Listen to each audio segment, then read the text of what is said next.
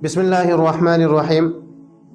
आज से अल्हम्दुलिल्लाह हम दर्स कुरान का बाकायदा आगाज़ करने जा रहे हैं। तो सबसे पहले उन आयतों का दर्स होगा कि जिनमें अल्लाह ताला ने मुसलमानों को या अय्युहल्लज़ीना आमनू से खिताब फरमाया है। और जब भी अल्लाह ताला मुसलमानों को या अय्युहल्लज़ीना आमनू से खिताब फरमाते हैं तो आगे या तो बहुत बड़ा हुक्म आ रहा होता है या बहुत बड़ी बुराई से बचाया जा रहा होता है। तो सबसे पहली आयत जिसमें अल्लाह ताला ने मुसलमानों को खिताब फरमाया है वो सूरतुल बकरा की आयत नंबर 104 है। अल्लाह फरमाते हैं कि या अय्युहल्लज़ीना आमनू ला तक़ूलू राइना वक़ूलू उन्ज़ुरना वस्मऊ वलिल काफिरीन अज़ाबुन अलीम।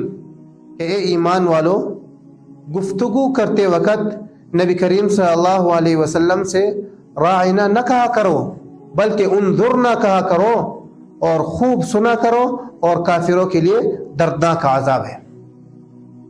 इस आयत में अल्लाह ताला ने मुसलमानों को राइना के लफ्ज़ बोलने से मना किया और फरमाया कि इसकी जगह उन्ज़ुरना कहा करो। इसकी वजह यह है कि असल में राइना का जो अरबी में माना है वो है हमारी रियायत कीजिए। और सहाबा जब ये लफ्ज़ इस्तेमाल करते थे तो वो इस माना के एतबार से इस्तेमाल करते थे और ये बिल्कुल ठीक था।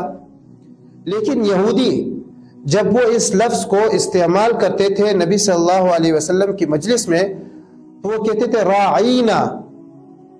जब इसको खींच कर पढ़ा जाए तो इसका माना होता है हमारा चरवाहा। और वो इस लफ्ज़ से नबी करीम सल्लल्लाहु अलैहि वसल्लम की शान में बेअदबी और गुस्ताखी करते थे।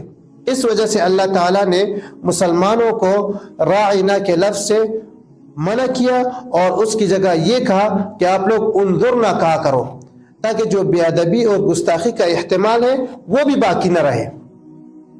इस आयत से सबसे पहला सबक हमें ये मिलता है कि आपने कोई भी ऐसा लफ्ज़ इस्तेमाल नहीं करना जिससे कोई गलत फहमी पैदा हो। यानी एक लफ्ज़ है जिसका कोई अच्छा माना भी है और बुरा माना भी है तो आपने ये लफ्ज़ इस्तेमाल नहीं करना बल्कि वो लफ्ज़ इस्तेमाल करना है जिसका सिर्फ अच्छा माना हो। दूसरा सबक हमें ये मिलता है कि जिस तरह काफिरों की मुशाबिहत फेल में जायज़ नहीं, जैसे कि मिसाल के तौर वैलेंटाइन डे ये ईसाई मनाते हैं तो मुसलमानों को इसके मनाने से मना किया ताकि ईसाइयों के साथ हमारी मुशाबियत ना हो। तो इसी तरह कौल में भी मुशाबियत से मना किया गया है।